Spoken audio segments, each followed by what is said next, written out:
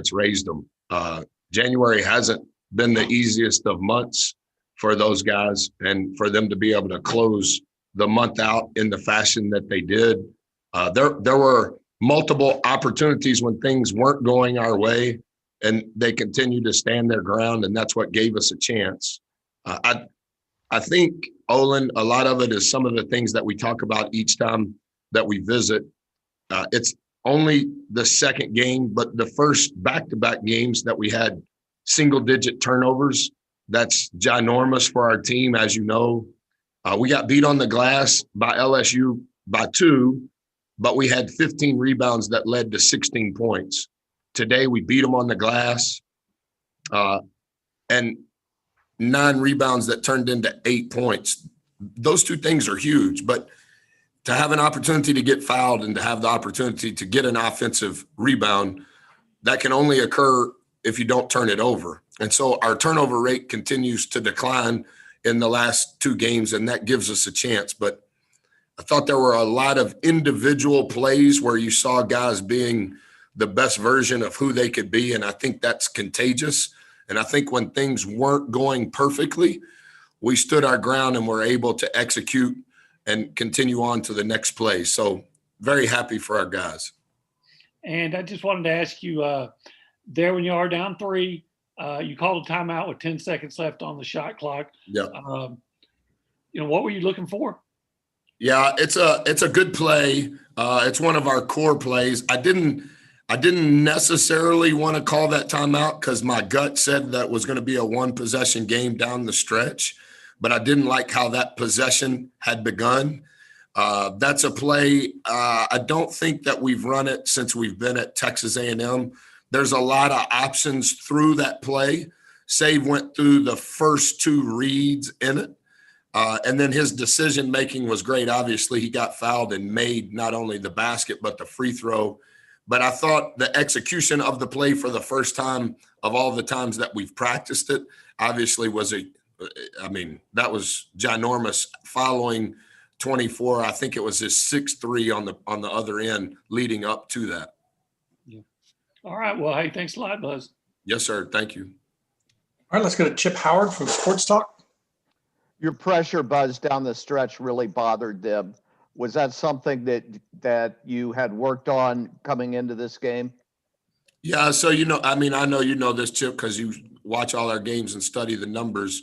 The stuff we do in the front court, there's different ways behind the press that we make adjustments. The front part of it stays the same. The good thing for us when we're doing right is, maybe it eats up 6 seconds, maybe it eats up 8 seconds. And then with a methodical team that needs to get the ball back to the point guard in order to initiate offense, maybe it buys us another 2 seconds, sometimes 3.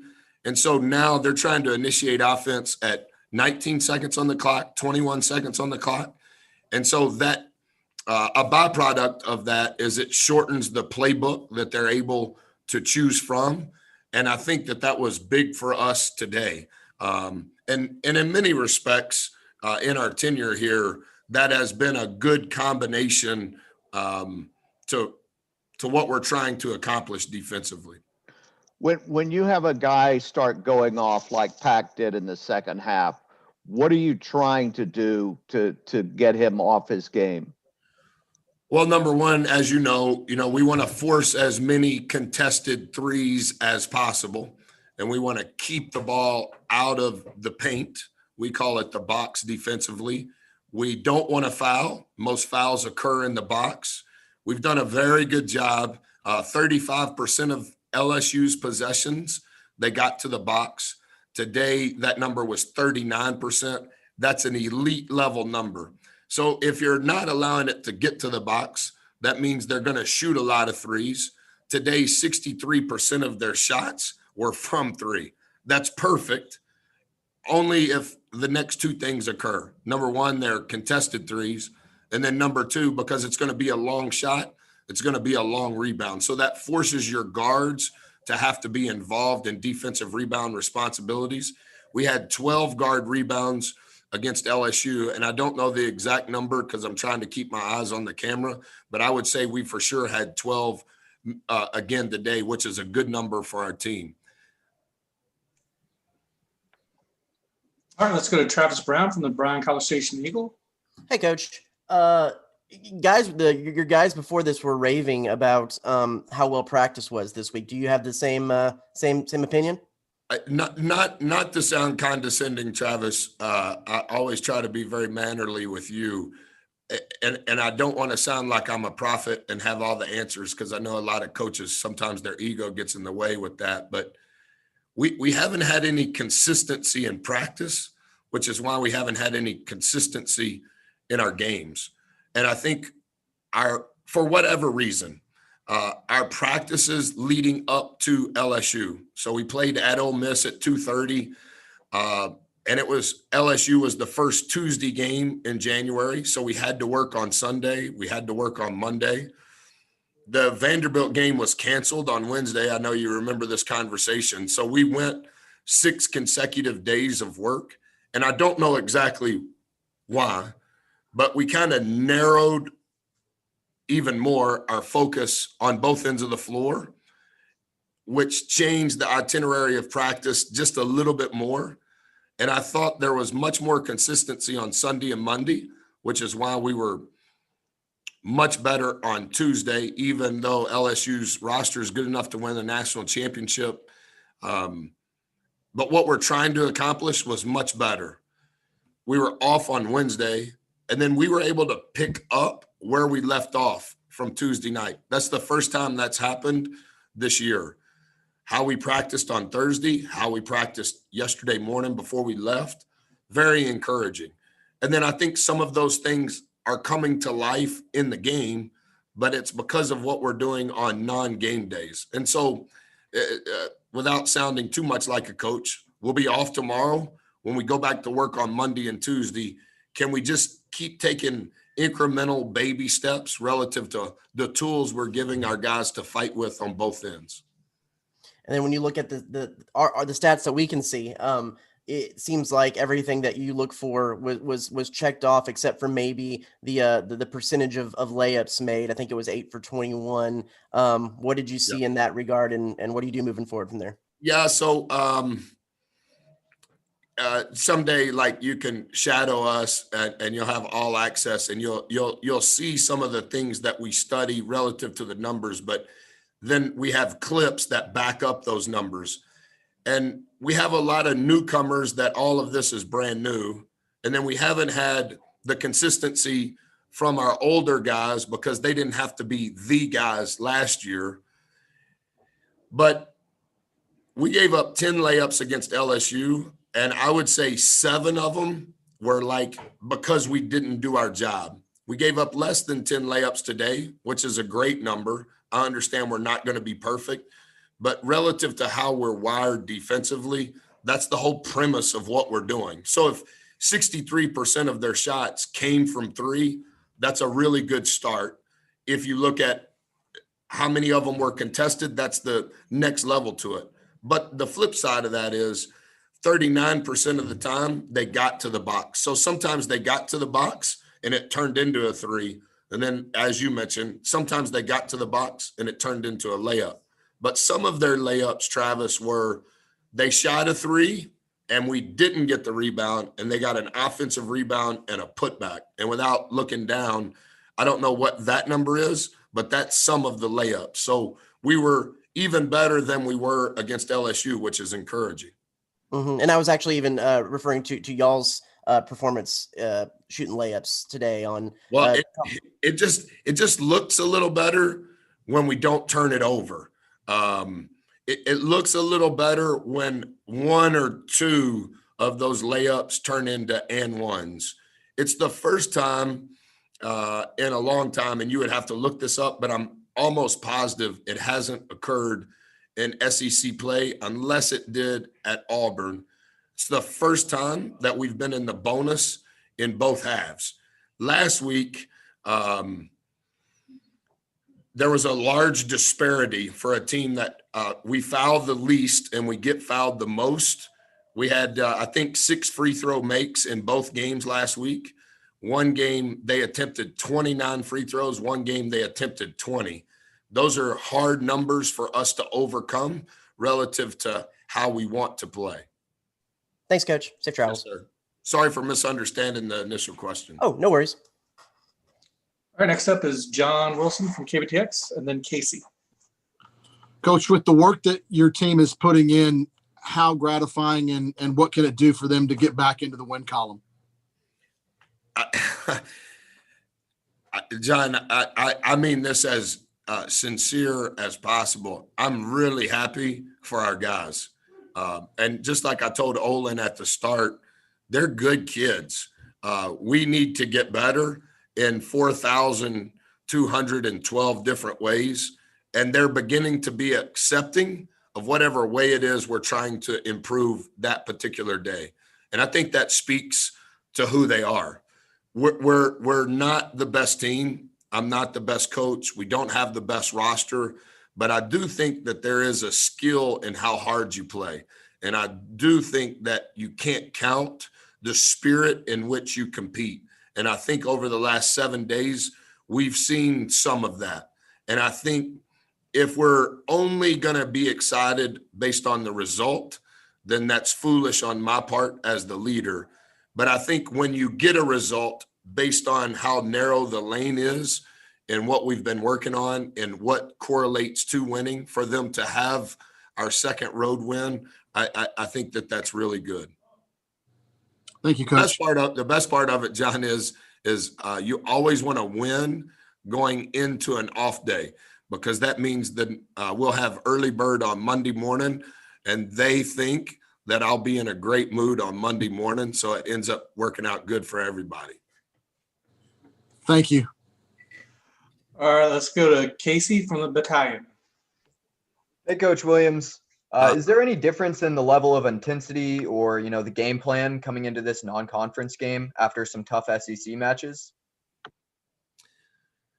I honestly, Casey, I don't think that it was specific to the Big 12 SEC Challenge. I'm glad that the Aggies got a win. Last year, we let the SEC down in that regard. Mike Boynton ran circles around me last season.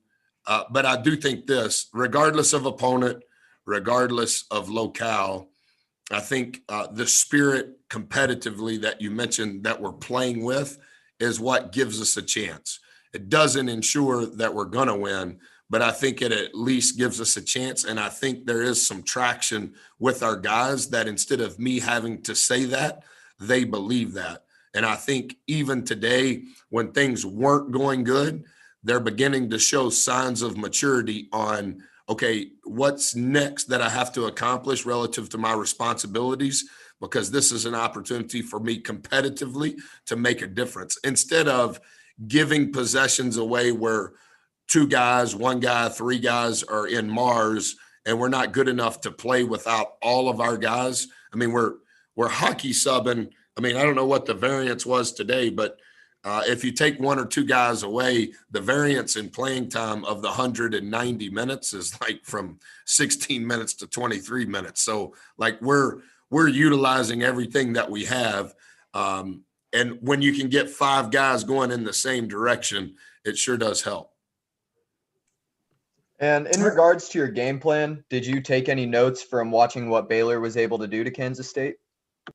I'll say this the right way. Bruce Weber 2 years ago won the Big 12, went to the Elite Eight. I think they beat Kentucky on the way to the Elite Eight. He's been coach of the year in every league that he's played in. I think he's been to the tournament 15 times.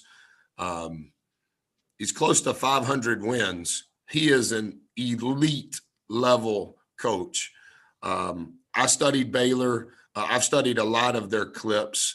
I don't know that I necessarily gleaned something specific from Baylor because when you're preparing for a team, particularly one that you don't follow, like I'll pay attention to what happens the rest of the day.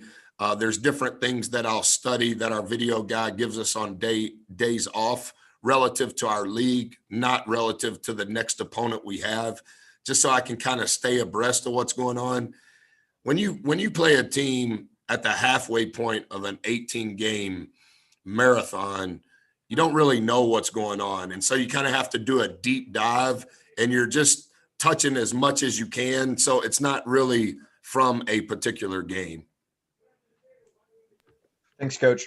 All right, let's go to Mike Lucas, and then we have a quick follow from Travis. Hey, Coach, you guys made 18 free throws in a row down the stretch. A couple of those were some big-time pressure free throws with the game of the balance. What does that say about the mental fortitude of your team that when the shots had to go in, they made 18 in a row? Yeah, I didn't quite hear, Mike, everything that you said, but I understand that it was free throws. We do a deal that I learned 7 years ago every day in practice. It's called 678. You should write a story or do an interview. I can't remember if you're a writer or a video guy, but I jumped on our guys about 678 last week because they weren't handling it all the right way. And so I've kind of changed the game over the last week to make it even double consequence is what I call it. And we've gotten a lot better. I don't necessarily think that we're a bad free throw shooting team. What makes it bad is when you don't shoot very many. But to be able to make as many in a row today, particularly on the road, the earliest game of the day for anybody, I think that's great and a big part of why we won. Thank you. All right, we'll wrap it up with Mike, do you work on Saturdays, the last Saturday of the month, or where's Justin? I think Justin's in here. I'm in the parking lot of our station right now, so I'm waiting for Justin to get in here. Man, you guys are an unbelievable duo. We got to get Travis like an assistant coach. We need Travis. Travis, who do you you're a writer, Travis? Yeah. For who? The Eagle newspaper. Is that the local one? Yes, sir. I'm going to tell the owner of the Eagle, we need to get you some help. I got Alex Miller in here. He does my Where tweet. is he? I don't see his face. He's hiding. Hey, Coach. Alex, right you're gonna have to step up, man. You can't come to a Zoom as an assistant coach and not turn your video on, pal. All right, I'll leave it on next time just for you. No, it's not for me. It's for Travis. This is about Eagle. It ain't got nothing to do with me. There's going to be another coach at Texas A&M, the next basketball coach. I'm trying to help Travis. You got to hand me my clipboard. Coach, real quick. I know be remiss not to talk about Kevin Marfo channeling that Tim Duncan energy with that face-up jumper and then what he was able to do on the boards. Hey, I tell you what, and I've been telling him, that's a difficult spot to come into as a fifth-year graduate transfer when you literally know nothing. When it's during a pandemic and you can't come to campus and there's no summer workouts, and for us, we had no fall workouts. Travis, he has limitations. I think he's aware of that. That's why our team respects him. Man, he had some really big possessions in the first half. And the other thing, do you remember, it was probably about midway through, we ran a counter where we flipped what Savion normally does and what Marfo normally does. And Marfo was able to catch it at the elbow and threw it to Savion. Man, that's a big thing for us. And his possessions that he played today and his ability to help us at that position by getting a basket, by getting multiple rebounds. He's doing a really good job defensively in the things that are not on a stat sheet. And he's been just as big a part as anybody else in the consistency piece over the last week. Thanks, Coach. All right, that's a wrap. Okay, Thanks, guys. Coach. Take care. Alex, turn the video on. It's a little button on the screen. It says start video. Got you, Coach. Thanks. Bye, y'all.